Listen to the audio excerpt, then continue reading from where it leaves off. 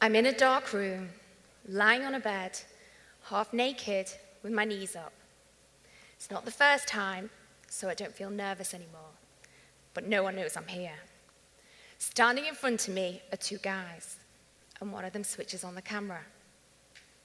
And as I look to the ceiling to try and distract my mind, I think about my dreams growing up and how they did not involve moving to Hollywood and becoming a porn star. But with the amount of photos I've had taken of my vagina, I might as well have been. And I did not dream that having intercourse with a plastic camera probe is what I'd be doing to make a baby. But here I was, and this was just another day at the secret fertility clinic. It's a secret because who wants to admit they have fertility issues? Not me. I thought it was best to stay silent, do what the doctors say, and it will all work out in the end. Before I got into this position, everything was on track. At 32, I had an amazing career as a TV producer. I married my wonderful husband, Sean, and I was finally feeling ready to become a mum. So we started trying.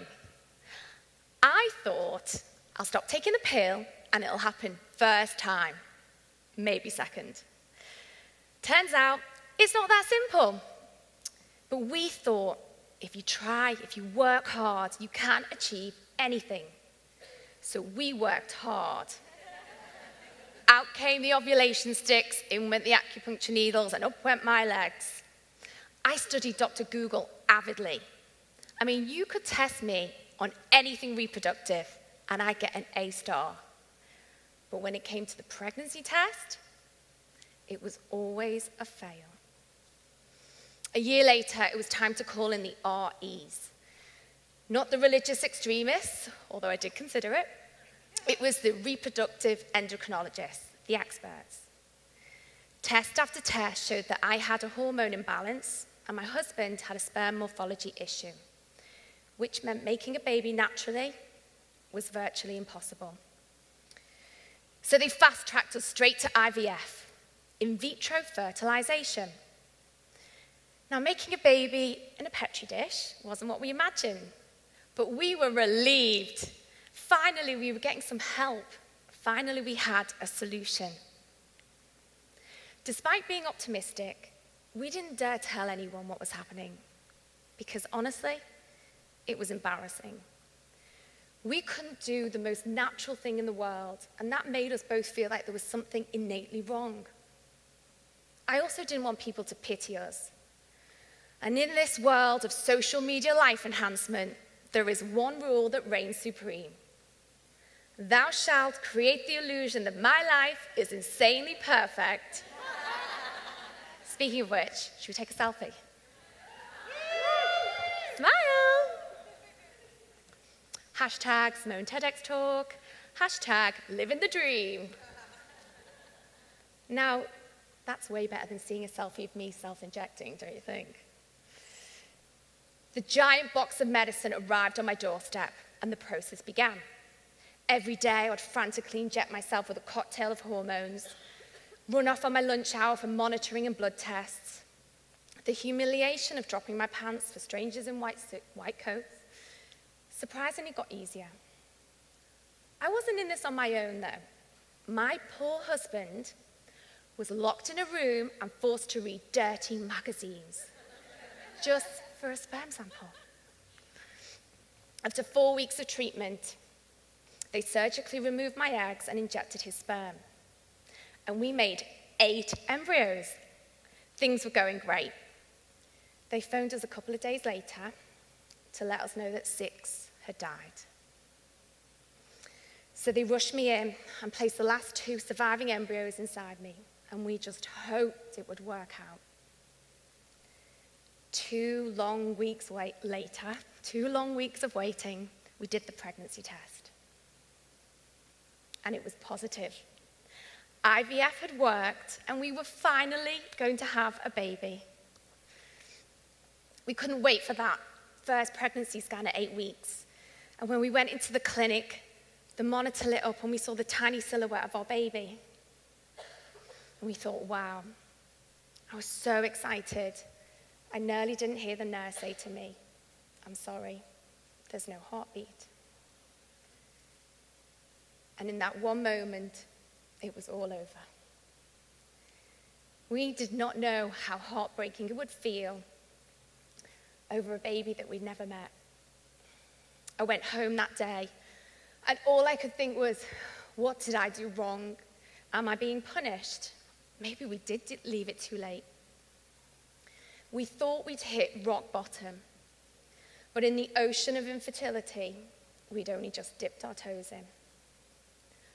Over the next few years, we did 3 cycles of IUI, which is like a less invasive treatment, and we did 3 full IVF cycles, each time with a new twist and a new medicine. I was pregnant 3 times and miscarried every one. Each month I wasn't pregnant, I felt like a failure. A failure as a wife and a failure as a woman. And because of this, I became obsessed with fixing it. I did every diet you can imagine. I stopped drinking alcohol. I stopped eating sugar. I did a course of hypnotherapy in case there was any blockages. I carried moonstones in my bra, and an energy healer would come over every week to give me healing, just in case, because I was desperate. The sad thing is, it also infected my marriage.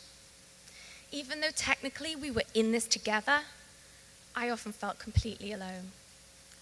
There was an underlying blame game that made me feel like I was never doing enough, that I wasn't enough until I delivered that baby.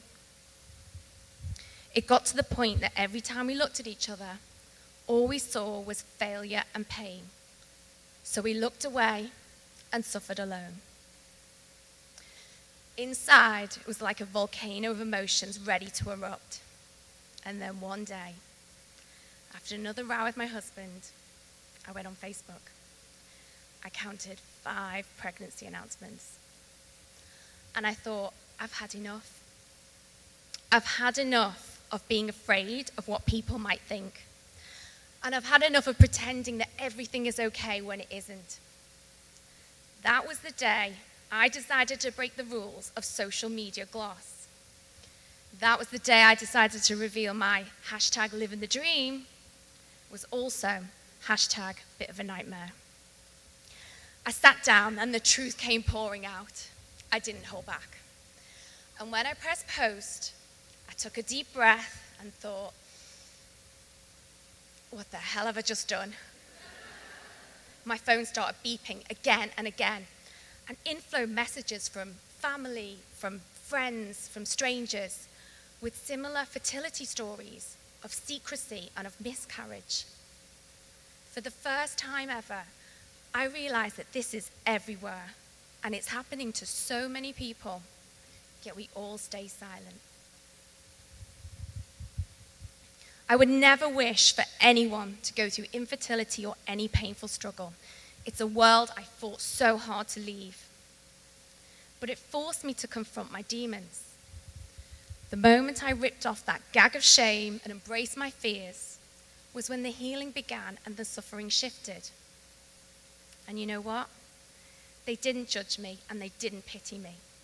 Instead, they gave me love, support, and valuable information. Now, once I started talking, you couldn't shut me up. Thankfully, along with my amazing friend Cam, we created our blog, Bubbles and Bumps, a place that we could talk everything fertility all day long. But most importantly, it's a place that we can connect with the thousands of women who every day lie on that clinic bed, staring at the ceiling, feeling exposed and alone. And I want to say this to you. Don't be afraid to talk, scream, or shout, because silence is solitude, but talking is transformational. Now, I would love to stand here and say that I have the happy ending I fought so hard for, but I don't. Instead, this process has taught me there are many ways to become a mother, so I know it will happen. But more than that, I know that not having a baby doesn't make me a failure, and it doesn't define me. #FU infertility.